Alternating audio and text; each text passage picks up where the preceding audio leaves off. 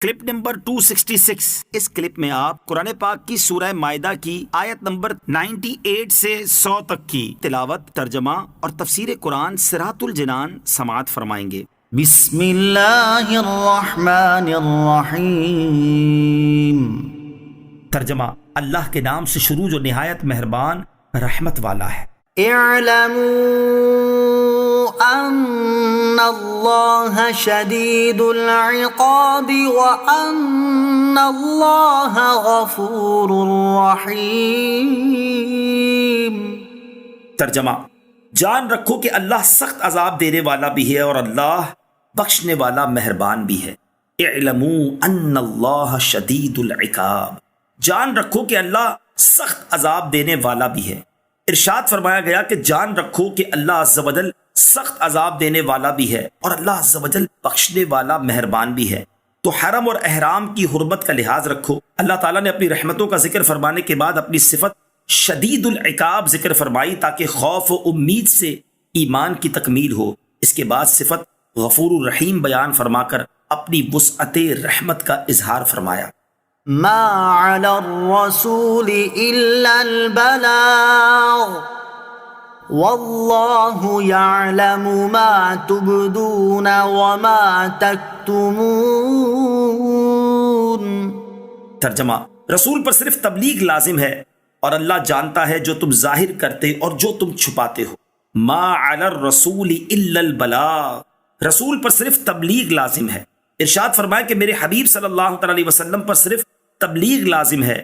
تو جب میرے حبیب علیہ الصلوۃ والسلام حکم پہنچا کر فارغ ہو گئے تو تم پر اطاعت لازم ہو گئی اور حجت قائم ہو گئی اور تمہارے لیے عذر کی گنجائش باقی نہ رہی۔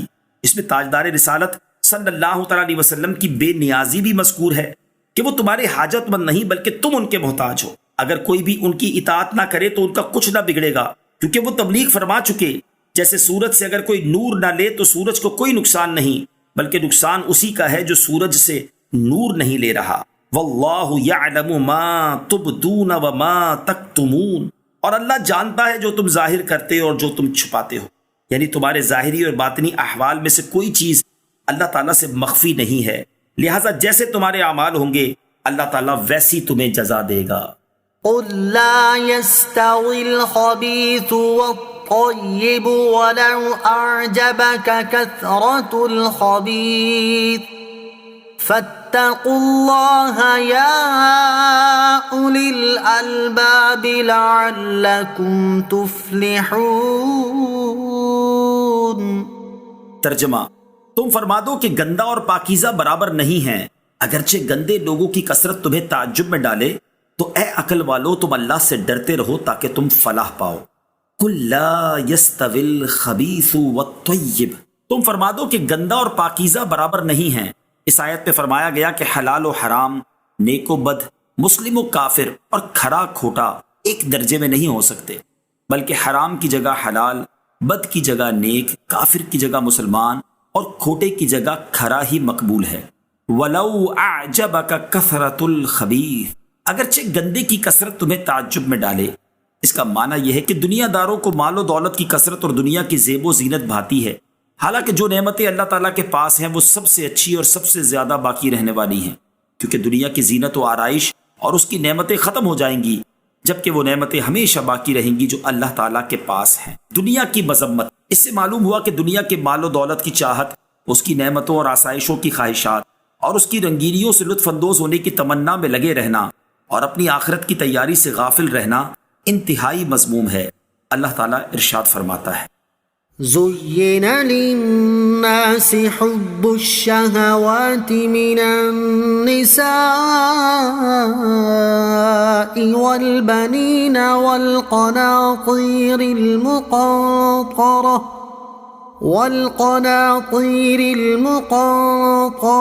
من الذهب والفضة والخيل المسومة والأنعام والحرث ذلك متاع الحياة الدنيا والله عنده حسن المآب۔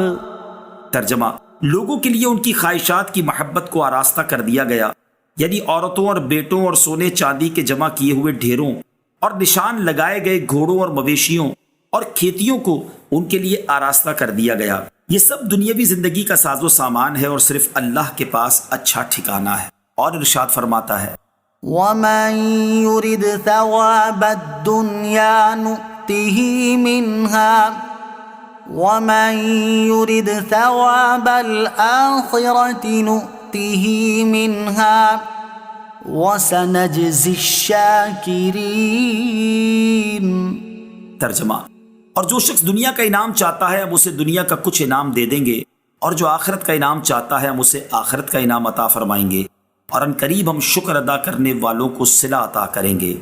حضرت زید بن ثابت رضی اللہ تعالی عنہ سے روایت ہے، رسول اللہ صلی اللہ تعالی علیہ وآلہ وسلم نے ارشاد فرمایا، جو شخص ہمیشہ دنیا کے فکر میں مبتلا رہے گا اور دین کی پرواہ نہ کرے گا تو اللہ تعالیٰ اس کے تمام کام پریشان کر دے گا، اور اس کی مفلسی ہمیشہ اس کے سامنے رہے گی، اور اسے دنیا اتنی ہی ملے گی جتنی اس کی تقدیر میں لکھی ہوئی ہے، اور جس کی نیت آخرت کی جانب ہوگی تو اللہ تعالیٰ اس کی دل جمعی کے لیے اس کے تمام کام درست فرما دے گا، اور اس کے دل میں دنیا کی بے پرواہی ڈال دے گا، اور دنیا اس کے پاس خود بخود آئے گی۔ ام المومنین حضرت عائشہ صدیقہ رضی اللہ تعالی عنہا سے روایت ہے، حضور اقدس صلی اللہ تعالی علیہ وسلم نے ارشاد فرمایا، دنیا اس کا گھر ہے جس کا آخرت میں کوئی گھر نہیں، اور اس کا مال ہے جس کا دوسرا کوئی مال نہیں، اور دنیا کے لیے وہ آدمی جمع کرتا ہے جس کے پاس عقل نہیں۔ حضرت ابو موسیٰ اشعری رضی اللہ تعالیٰ عنہ سے روایت ہے، نبی اکرم صلی اللہ تعالیٰ علیہ وسلم نے ارشاد فرمایا، جس نے اپنی دنیا سے محبت کی اس نے اپنی آخرت کو نقصان پہنچایا، اور جس نے اپنی آخرت سے محبت کی اس نے اپنی دنیا کو نقصان پہنچایا۔ پس تم فنا ہونے والی دنیا پر باقی رہنے والی آخرت کو ترجیح دو۔ اللہ تعالیٰ تمام مسلمانوں کو اپنی دنیاوی بہتری کے ساتھ ساتھ اپنی اخروی تیاری کی طرف بھی توجہ کرنے اور اس کے لیے بھرپور کوشش کرنے کی توفیق عطا فرمائے، آمین۔